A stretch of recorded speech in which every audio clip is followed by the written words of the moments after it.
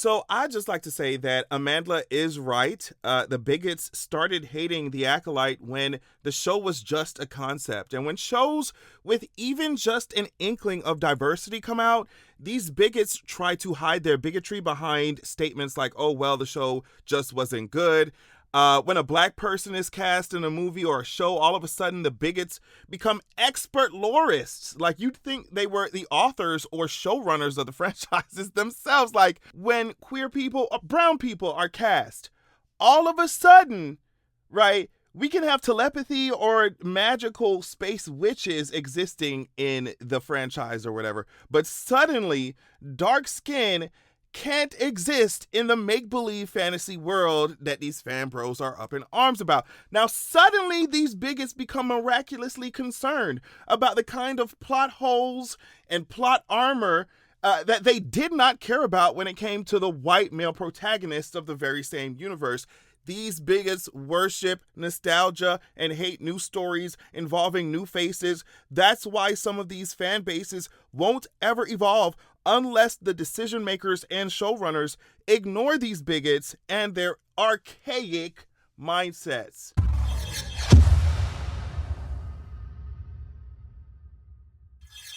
All right, what's going on, y'all? I kind of talked about this topic on my Patreon. In a Patreon exclusive video, I discussed why I think these studios can either, give in to the bigots and water down their content in an endless cycle like a cow chewing cud. Like, they can either try to chase nostalgia back to a time when black people weren't even allowed to be on set, or they can shed that terrible segment of their fan base and make new, diverse, exciting stories. So yeah, if you want to hear me rant about that, check it out. Also, loads of other content on my Patreon at patreon.com/AvatarAdrian. I think a lot of the issues with these companies, especially Disney, is that they're trying to appeal to everyone, and that's the problem. It's okay to filter out the racists. Like, it's okay to filter them out. But I mean, if you're a multi-billion-dollar corporation, a lot of them are not going to want to filter anyone out because even racists have wallets, right? And that's why we keep ending up in the same predicament over and over, because even the racists have wallets, and Disney's chasing, other studios are chasing a coin. So let's talk about the video that Amandla had put on her Instagram. She first started out the video by saying that she wanted to show appreciation to those who were watching the show and were fans of the show. Of course, she explained that the show had been canceled. She said, "It's not a huge shock to me. There's been a rampage of vitriol that we have faced since the show was even announced, when it was still just a concept and no one had even seen it." She said it was a rampage of hyper-conservative bigotry and vitriol, prejudice, hatred, and hateful language toward us, right? And I already saw some responses saying, well, actually, Amandla, the show got canceled for low viewership. The show wasn't good, blah, blah, blah. You can't say that this show was canceled because of racism when it was low viewership. Like, I see those kinds of responses. And I'm just like, girl, that's not the point. That's not the point. The show could be a masterpiece or it could be garbage. You could love the show or you could hate the show. And honestly, I've seen so many of these fan bros digest worse crap as long as white men were the face of it. I've seen y'all digest worse things. You could hate the show. That's what I'm saying. You could despise the acting. You could despise the story. But like I said, y'all don't care. Y'all don't really care about that. Y'all don't really care about that. I saw this tweet and it describes exactly what I'm talking about. So first, someone had tweeted things we learned last night, I guess based off of Amandla's video.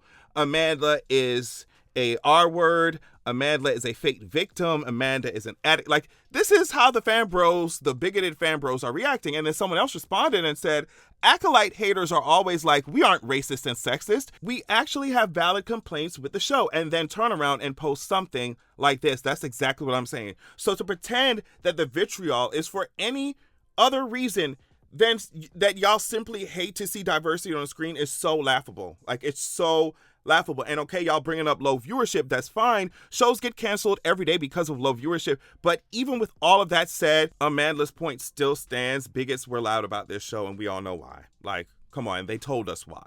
Okay, and I'm not going to sit here and act like Acolyte was my favorite show ever, and oh my gosh, it just broke. I mean, I thought it was a fun, fresh story for Star Wars, you know, especially because outside of like Mandalorian and stuff, they've been just regurgitating the same stuff. Like, I thought it was a fun, fresh story, whatever, but it's not like, oh my goodness, I cannot wait until the new episode of Acolyte drops. Like, I wasn't like scrambling to the screen to see it, but it was a fun show, whatever. I'm not acting like it was one of my favorites I've ever seen in my entire life. But to sit up here and act like, oh, you know, the reason why y'all were mad was because it was mediocre. It's like, no, we know why y'all mad. We understand that y'all have digested, like I said before, things that are 10 times more mediocre than the Acolyte, and y'all didn't complain. Y'all actually ate it. Y'all swallowed that. Y'all ate it and swallowed it and smiled and licked your plate. Okay, so to lean on the "it wasn't good" defense, when y'all are just racist, it's just like, please stop. Please stop. Later on in the video, she said that it really affected her when she first got the job, the rampage of vitriol, right? Even though she anticipated it. And of course, she would anticipate it. Like, I feel like most Black people in the industry, especially if you go work for something like Star Wars, would anticipate something like that, right? Especially if you're a woman, right? She said it's not something that you can fully understand what it feels like to go through all of that vitriol until it's happening to you. She said there was no other option but to value her sense of ethics and belief system. It was kind of like I had this very unique experience of experiencing the world at large, which is hyper divisive, she said. So it forced her, she was saying, to grapple with how she responds to the hatred and how she moves through the world at large, especially as a Black woman in this industry. She also said it just became inarguable for me that in order for me to continue to be myself, I would have to honor my value system by being vocal, even within the context of working for Disney and working within the large, massive IP that is Star Wars. She continues, on that topic, I just have to say it has been an incredible honor and dream for me to be in this universe. Of course, I'm very sad about the show being canceled. And she just wanted to give more to the fans. She talked about her love for the fans and the fan art and the ships and the theories. Then she said, it's not lost on me the way that these events have unfolded is also due to the hyper divisiveness of the time that we live in, that is driven, I would say at this point, by echo chambers of thought and algorithms that reinforce our biases. And I think that applies to everybody.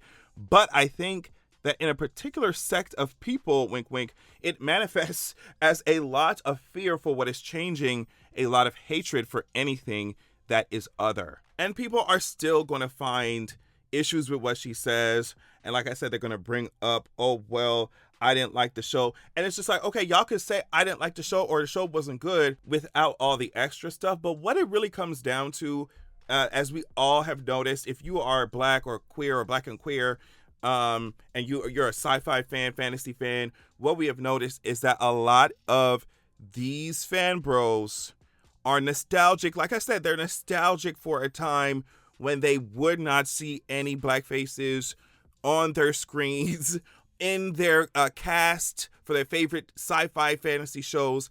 And I always tie back to, like, I cannot believe that racists, some people as, you know, confined as racists and homophobes and transphobes, and, you know, would really try to take their minds to go digest something that's supposed to be as expansive as fantasy and sci-fi.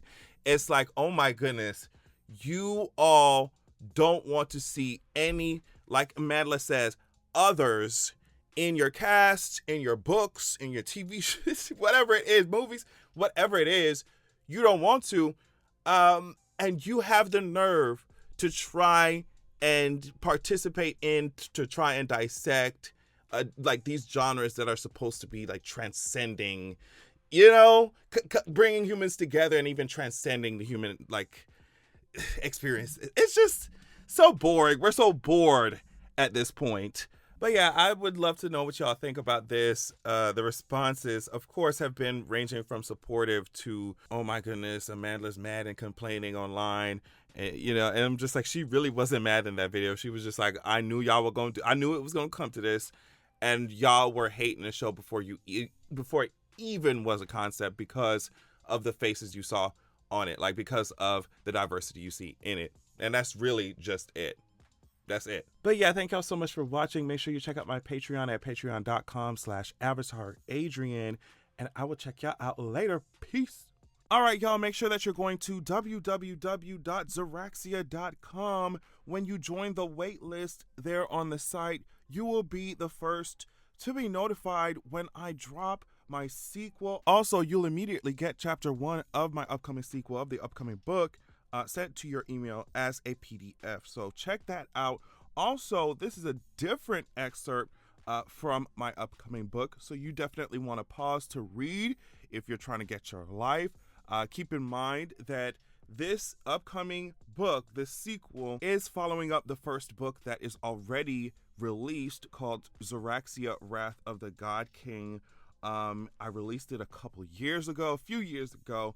It was my introduction to writing fantasy and stuff. So just go easy on me. But either way, as you can see here, it's given 4.9 stars. It's given 4.9 stars. So yeah, check out Zeraxia, Wrath of the God King while you wait for Zeraxia, The Vengeance of Coldwind, right? And go to Zeraxia.com, sign up, join the wait list, get your free chapter. Thank you so much.